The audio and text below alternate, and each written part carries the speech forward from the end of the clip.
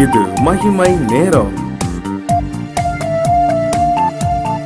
கர்த்தரும் இரட்சகருமாய் இருக்கிற இயேசு கிறிஸ்துவின் ஈடி நேயற்ற இன்ப நாமத்தினாலே மகிமை டிவி நேயர்களை அன்புடன் வாழ்த்துகிறேன்.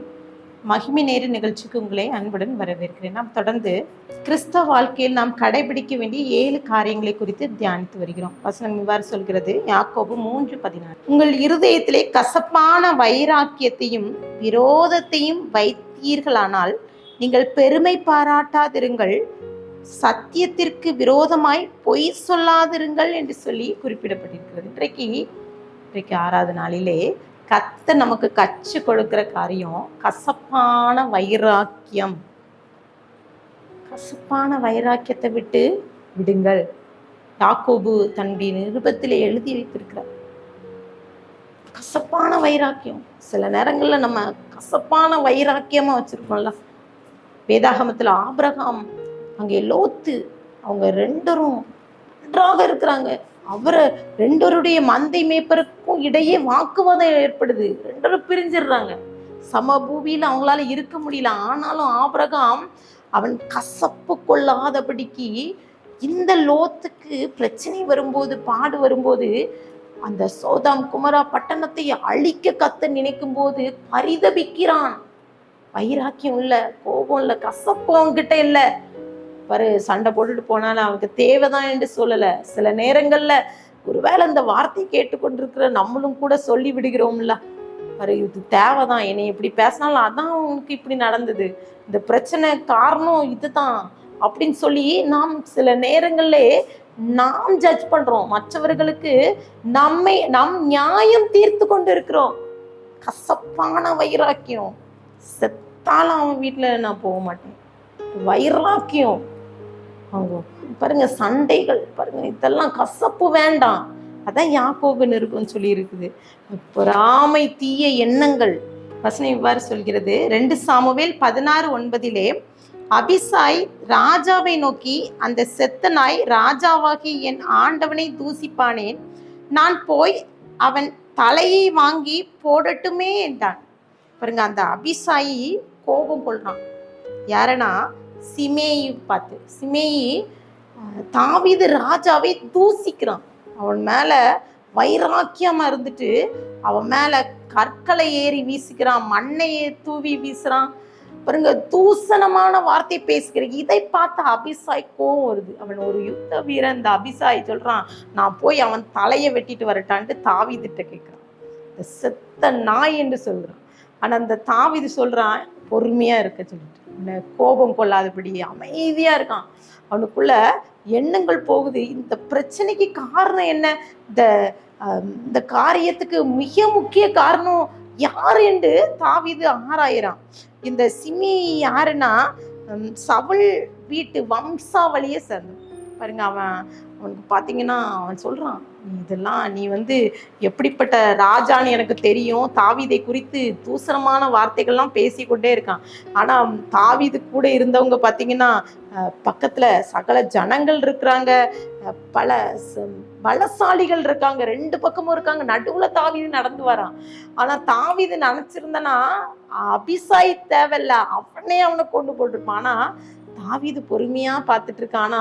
அந்த சிமேயி என்ன சொல்றான் பாருங்க, 2 சாமுவேல் 16:7. சிமேயி அவனை தூசித்து, இரத்த பிரியனே, பேலியாளின் மகனே, தொலைந்து போன்னு சொல்ற. இரத்த பிரியனேன்னு சொல்றான். இப்ப தாவீது நினைக்கிறான், இரத்த பிரியன் என்னுடைய குணாதிசயங்களை குறித்து தப்பா பேசுகிறானேன்னு சொல்லிட்டு கோபம் பண்ணாம, வைராக்கியம் வைக்காம பொறுமையா போயிட்டு யோசிக்கிறான். என்னுடைய மகன் அப்சலோமே என்னை எதிர்க்கும் போது இந்த சிமியை என்ன செய்வான்? இவன் ஒரு மனுஷன் தானே. இதுக்கெல்லாம் பிரச்சனைக்கு காரணம் அப்சலோம ராஜாவாக அபிஷேகம் பண்ணியாச்சு. இந்த சவுல் மன்னனுக்கு செய்த ஒரு தவறுதலின் நிமித்தம் இப்போ நீ இப்படி கால்நடையா போகிறான்னு சொல்லிட்டு சிமேயி தாவீதை குறித்து ரொம்ப தூசணமான வார்த்தைகளை பேசிக்கிறான். வைராக்கியம் அவனுக்கு இருந்தது.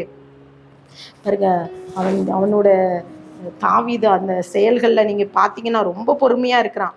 சிமேய் வார்த்தைக்கு அவன் தடுக்காதபடி அவன் கற்கள் வீசுறான், மண் அள்ளி வீசுறான், இதுக்கெல்லாம் எந்த ரெஸ்பான்ஸும் கொடுக்காதபடி அமைதியாக அவன் பேசுறத பேசிட்டு போட்டோம். கர்த்தர் இதை பார்த்து கொள்வார், கர்த்தர் எனக்கு ஒரு நலமானதை செய்வார்.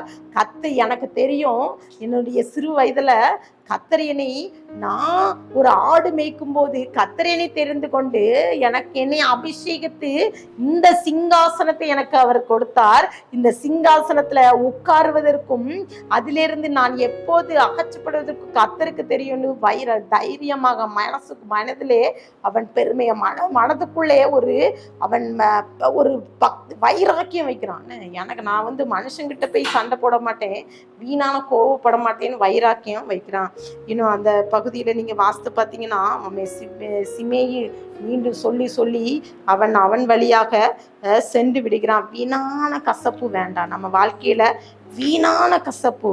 2 சாமுவேல் 16:12 ஒருவேளை கர்த்தரின் சிறுமையை பார்த்து இந்த நாளில் அவன் நிந்தித்த நிந்தைக்கு பதிலாக எனக்கு நன்மையை சரி கட்டுவார் என்றார். தாவீது சொல்றான், கடைசியா சொல்றான். இதெல்லாம் நடந்துட்டு இருக்குது. இந்த ஒரு பக்கம் அப்சலோம் தன்னுடைய ஸ்தானத்துல உட்கார்ந்து நாதான் ராஜாங்கிறாரு. அது மாத்திரமில்ல, அதுல இருந்து ஓடி போறாரு. தாவீது கால்நடையா போறான், அவன் கூட ஒரு கூட்ட ஜனங்கள் இருக்கிறாங்க. சிமேயி தூசிக்கிறான், மண் அள்ளி போடுறான், கல் அள்ளி போடுறான். இதெல்லாம் பார்த்த பிறகும் அவன் கோபப்படாதபடி, வைராக்கியமா இருக்காதபடி, அவனை கொல்லணும்னு கோபப்படாதபடி, தன்னுடைய மகன் அப்சலோனுக்கு எதிர்த்து போகாதபடி பொறுமையா இருந்து கர்த்தர் அவருடைய ஜெபத்தை கேட்பான்னு பொறுமையா இருக்கான். பிரியமானவர்கள், இன்றைக்கு கூட நாமும் எவ்வளோ வைராக்கியமா இருக்கோம். ஏதாவது ஒரு சம்பவம் நடந்துட்டா என்ன செய்யும்? வெட்டு 1 துண்டு 2ன்னு இது நடந்தே தீரணும், இதுக்கு ஒரு முடிவு இன்னைக்கு நான் பார்ப்பேன்னு சொல்லிட்டு நம்ம போவோம், சண்டை போடுவோம். உடனே நம்ம என்ன செய்வோம்? போலீஸ்ல கேஸை கொடுப்போம், அங்கே சண்டை போட்டு பெரிய பிரச்சனையாகி அந்த இதுக்கு தீர்வு கண்ட. ஆனா உண்மையிலே சொல்றேன்னா, நீங்க வீண் வைராக்கியம் கொள்ளாதபடி கர்த்தர் சமூகத்துல எல்லா காரியத்தையும் ஒப்புடுங்க. உங்களுக்கு வேண்டிய காரியத்தை கர்த்தர் உங்களுக்கு நன்மையானதை தருவா. தாவீது அவன் சிங்காசனத்திலே அந்த அப்சலோமை தள்ளிவிட்டு அதிலே தாவீதை உட்காரும்படியாக கர்த்தர் கிருபை. பிரியமானவர்கள், இன்றைக்கு கூட இந்த வார்த்தையை கேட்டுக்கொண்டிருக்கிற உங்களுக்கு கூட கர்த்தர் அப்படிப்பட்ட கிருபையை கொடுப்பாரு. நீங்க கூட வைராக்கியமா இந்த வைராக்கியத்தை தூக்கி விட்டுட்டு ஆண்டவர் சமூகத்துல ஒப்பு கொடுத்து பாருங்க, உங்க வாழ்க்கையில நன்மையானதை செய்வார். தடையான காரியங்களை கர்த்தர் தகர்த்து அதுல இருந்து ஒரு மாற்றத்தை கர்த்தர் கட்டளையிடுவார். அந்த சமூகத்துல ஒப்பு கொடுத்து ஜெபிக்கலாமா? கண்களை மூடி ஜெபிக்கலாம். பிதாவே, எங்களோடு பேசியிருக்கேங்க இன்றைக்கு கூட. ஆமாப்பா, வீணான வைராக்கியம் எங்களுக்குள்ள, அந்த வைராக்கியம் வேண்டாம் சப்பா. உறவினர்களுக்குள்ள அப்பா, நண்பர்களுக்கிடையே நாங்க வீணான வைராக்கியத்தோடு அப்பா நாங்க பிரச்சனையை